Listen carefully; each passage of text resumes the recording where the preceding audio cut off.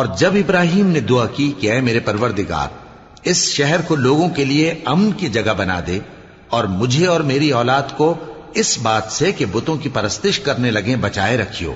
اے پروردگار انہوں نے بہت سے لوگوں کو گمراہ کیا ہے، سو جس شخص نے میرا کہا مانا وہ میرا ہے، اور جس نے میری نافرمانی کی تو تو بخشنے والا ہے، مہربان ہے۔ اے پروردگار میں نے اپنی اولاد ایک وادی میں جہاں کھیتی نہیں تیرے عزت و ادب والے گھر کے پاس لا بسائی ہے،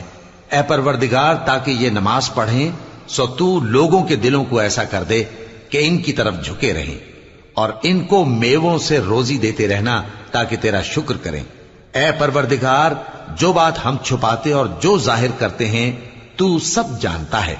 اور اللہ سے کوئی چیز مخفی نہیں، نہ زمین میں نہ آسمان میں۔ اللہ کا شکر ہے جس نے مجھ کو بڑی عمر میں اسماعیل اور اسحاق بخشے۔